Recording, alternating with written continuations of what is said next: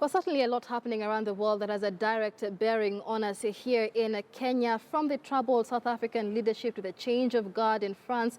And in studio with us to help put into context the global affairs is a seasoned international journalist and world affairs analyst, Mr. Tom Maliti. Pleasure having you on Worldview. Thank you for So let's having me. begin with the happenings in France. That is our top story this morning. Emmanuel Macron has clinched the presidency, France's youngest president so far at the age of 39. But let's begin with the fact that he is also not from the two main traditional political parties in France. Does this signal a change in guard, rather, a very interesting history being made in France?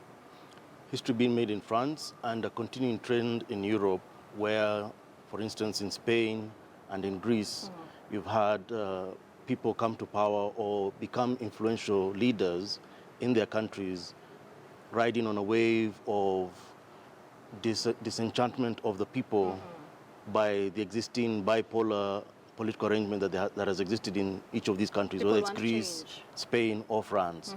And they feel that, for instance, in France, that the Socialist Party and the right-wing, set of right-wing parties like the Republicans have not provided the kind of leadership that they feel meets their needs, whether it's jobs, whether it's cost of living, whether it's better livelihoods. Right. So, I mean, of course, the two main political parties in France have no doubt over the past years formed a system, especially on how to work within the European Union. What then does a Macron win mean for the EU? Oh, it means the EU is breathing a sigh of relief, because if Marine Le Pen, who was his opponent, had won, she said she was going to force a Frexit. She was going to lead a move towards a referendum to ask the French people whether they wish to withdraw from the EU or not. Macron, on the other hand, was very clear that he's pro-EU. He wants France to stay within the European Union, and he's going to work within the European Union to make it a better union of the nations of Europe. Right. And of course, speaking about him being 39 years old, France's youngest president so far, is that likely to work in his favor? So far it has. This is a man who ran for election without a political party. This is a man who formed a group to run his election only a year ago. The people who work with him, many of them are in their 20s and 30s, and they come from a variety of backgrounds. Like him, most of them have little or no experience in politics of whatever nature. Right. So now the next test for him is June, when France has parliamentary elections, because he has to draw a prime minister from the party that has the majority. So will he be able to now move forward and get this movement of his, as he calls it, have enough elected representatives in the parliament so that he can have a prime minister of his choice that he can work with? Right, right. Of course, talking about the challenges that he faces, but also we live in a very interconnected world. So what would a Macron win mean for Africa, especially for Kenya, in terms of his policies? For Africa in general, he's come out clearly on one issue which in France has been considered divisive. He said that France's colonial history, France's colonial role in Algeria was unfortunate, and France needs to correct the wrongs. Because the fight for independence in Algeria was very violent, and France and the French colonial administration was seen to be as cruel as the one that was here in Kenya during the British times. And among the French political class, this was a no-no. You don't talk like that. Right. You don't admit that France did something wrong in Algeria. So in that sense, broadly speaking, he'll be more welcome from the point of view of Africans and African leaders. Now, in terms of specific policies, we're yet to, we will have to wait and see. Right, especially looking at the economic policies. But of course, we'll be focusing more on what Emmanuel Macron will be bringing for the country. What, though, do you think would be his biggest challenge for his entry, especially for the first 100 days? The economy. People are unemployed. People feel insecure. They feel that, their livelihoods are threatened. So for him, this is the big issue that he has to deal with. All right, and very big shoes to fill there. We'll be keeping an eye on that. But let's come back to Africa and take a look at South Africa's National Dialogue Initiative. And so we've had a worsening political crisis in South Africa. We've had a lot of allegations, corruption allegations, allegations of bad governance against Jacob Zuma and his team. And so now we've had 3 French presidents who are making a joint call to action through national dialogue. And what we're asking our viewers this morning is this proposed national dialogue likely to bring healing to Jacob Zuma's troubled presidency? It could, if he accepts it. The former presidents, Mbeki, de Klerk, and Moklane, are appealing to him. And for me, the most significant thing about this call by the former presidents of South Africa is, one of them is Frederick de Klerk. He was the last president of an apartheid government. He led a government that had a deliberate policy of dividing South Africa. Right. Now, if somebody like that comes out to call on you and say, look, you need unity now. We need to bring the country back together. We need to have some probity in public affairs. As the serving leader of that country, you need to ask yourself very hard questions. If this person can actually take the public space and say, tell me something about how I'm governing and how I'm governing badly, considering what his past is, I must be in deep trouble. Right.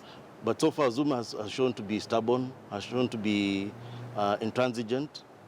What the former presidents are saying is what, in so many words, the Constitutional Court of South Africa said when they decided that, yes, the improvements that were made on his private home, some of them were justified, but there's a significant part that weren't, and he had to pay back the money. And whatever happened was gave a bad name to the presidency. At that point, he should have resigned. Right. I mean, talking about even the spiral effects of whatever surrounding all that comes with Jacob Zuma and his presidency, the renovation of his rural home using tax money. There was also the fact that he changed finance ministers, especially last year. I believe he changed 3 finance ministers within a weekend, something that really had a drastic effect on South Africa's economy. What are the spiral effects of this worsening political crisis in South Africa? Not just for South Africa, but for the entire African continent. Well, for the African continent, South Africa is one of the largest economies on the continent. South Africa and South African companies have interest and investments across the continent. If there is economic decline in South Africa, that means those companies reduce their investment, become cautious, and that has a ripple effect on the economies of the continent. In terms of South Africa itself, in addition to all this, in addition to the Zuma problem, shall we put it that way, there's the decline in the prices of raw materials, natural resources, of which South Africa's economy is dependent on.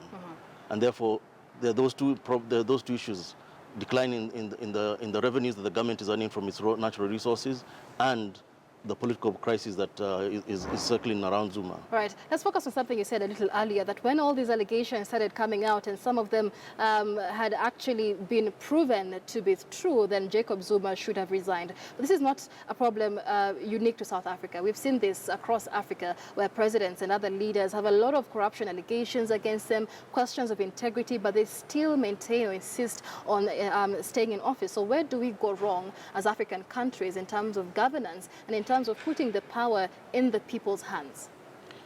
Well, South Africa, actually Zuma has an example of one of his predecessors, Mbeki. The ANC decided that they were dissatisfied with the way Mbeki was running the country. Not that he had any personal integrity issues the way Zuma has, but ideologically there was a sense that Mbeki was going in a direction that the party itself, the ANC, was not happy with. And so there was a move to vote him out of office, as it were.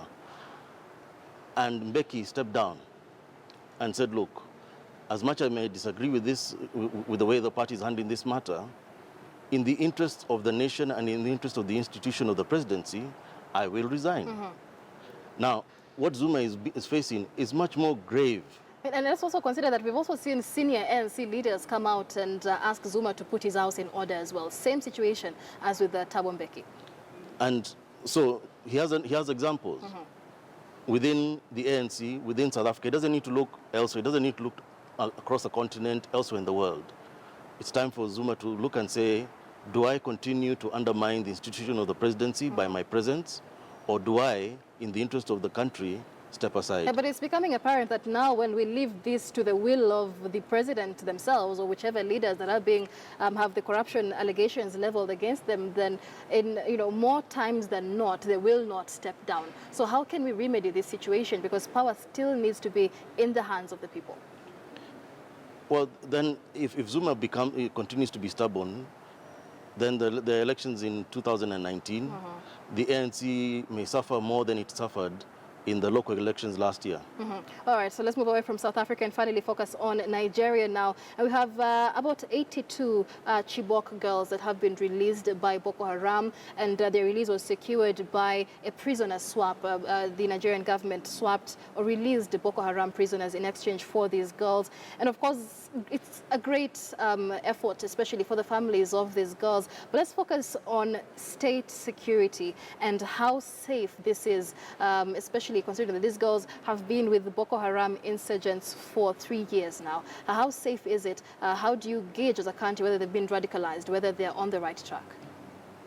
This is what every government in the world is wrestling with, because the tools for reaching out to disenchanted pockets of population or young people who are impressionable are many. You have social media. So some extremist groups have perfected the use of social media to recruit new members and so on. But in relation to the Chibok girls case, I think what's even more worrying is that by the time in 2014, the 200 and so Chibok girls were kidnapped, there were already 2,000 people who had been kidnapped by Boko Haram. Right. So yes, it's good that 82 of them have been released over the weekend, but the larger story of these kidnappings that have taken place over years has not yet been fully told, and it's not clear what the government is doing aside from focusing on the Chibok girls. And of course, this is not a situation, again, unique to Nigeria. Many African countries are fighting terrorism, Kenya being one of these countries. What lessons can we learn from the Boko Haram insurgency in Nigeria? One is to remain vigilant. Two is to listen. If there are grievances in a society or in a pocket of your population, listen to what those grievances are. Right. And find a way to address them as a government. All right, many thanks. World Affairs analyst Tom Maliti there speaking.